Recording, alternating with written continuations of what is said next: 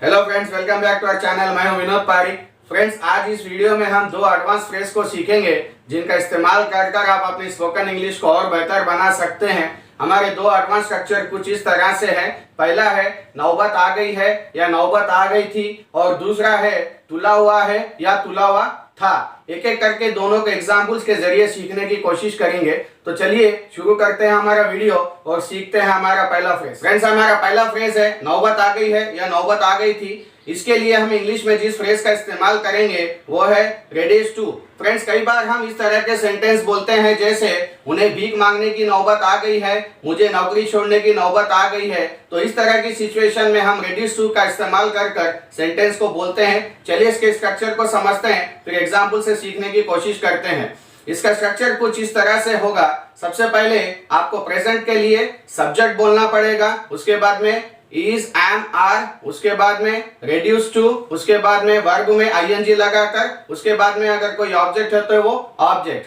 Past में इसको बोलने के लिए सबसे पहले आपको सब्जेक्ट बोलना पड़ेगा, उसके बाद में was और were अकॉर्डिंग टू सब्जेक्ट, उसके बाद में रेड्यूस टू, उसके बाद में वर्ब की फर्स्ट फॉर्म में आईएनजी लगाकर, उसके बाद में अगर कोई ऑब्जेक्ट हो तो वो ऑब्जेक्ट। चलिए एग्जांपल से समझते हैं। हमारा पहला एग्जांपल है उसे भीख मांगने की नौबत आ गई है। He is reduced to begging. हमें अपनी दुकान बेचने की नौबत आ गई थी। We were reduced to selling our shop. मुझे नौकरी छोड़ने की नौबत आ गई है।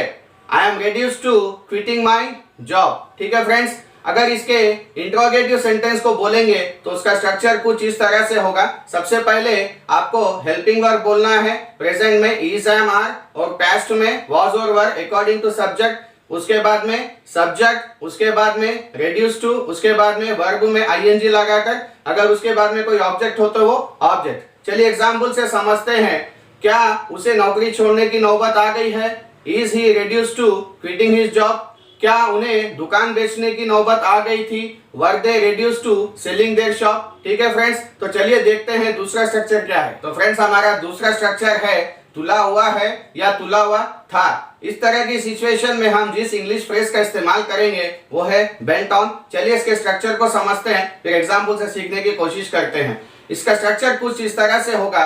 प्रेजेंट में बोलने के लिए आपको सबसे पहले सब्जेक्ट बोलना पड़ेगा, उसके बाद में इज, एम, आर, उसके बाद में बेंट ऑन, उसके बाद में वर्ब में आईएनजी लगाकर, उसके बाद में अगर कोई ऑब्जेक्ट है तो वो ऑब्जेक्ट। पास्ट में इसको बोलने के लिए सबसे पहले आपको सब्जेक्ट बोलना पड़ेगा, उसके बाद में was, were according to subject, उसके बाद में बेंट ऑन, उसके बाद में वर्ब की फर्स्ट फॉर्म उसमें आईएनजी लगाकर, उसके बाद में अगर कोई ऑब्जेक्ट है तो वो ऑब्जेक्ट। ठीक है, चलिए एग्जांपल से समझते हैं। तो चलिए फ्रेंड्स, पहला एग्जांपल है वह मेरी जान लेने पर तुला हुआ है। He is bent on killing me. वह उससे शादी करने पर तुला हुआ था। He was bent on marrying her. वह मेरी कैरियर खराब करने पर तुला हुआ है। He is bent on ruining my career. ठीक है फ्रेंड्स, तो इसके इंट्रोगेटिव सेंटेंस को कैसे बोला जाता है चलिए सीखते हैं। तो फ्रेंड्स, इसके इंट्रोगेटिव सेंटेंस बनाने के लिए आपको सबसे पहले हेल्पिंग वर्ब का इस्तेमाल करना पड़ेगा।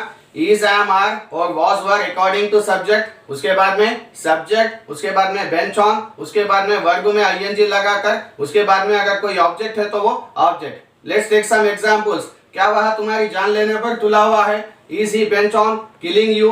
क्या वह उससे शादी करने पर तुला हुआ था? Was he bent on marrying her? ठीक है फ्रेंड्स, उम्मीद करता हूं कि आपको दोनों स्ट्रक्चर्स और उसके एग्जाम्पल समझ में आ गए होंगे। अपने रेगुलर कन्वर्सेशंस में इनका इस्तेमाल करें, खुद से प्रैक्टिस करें। मिलते हैं अगले वीडियो में किसी और अच्छे टॉपिक के साथ। तब तक अपना ध्यान रखें, खुश रहें और मेगा इंग्लिश क्लासेस को फॉलो करते रहें। Thanks for watching.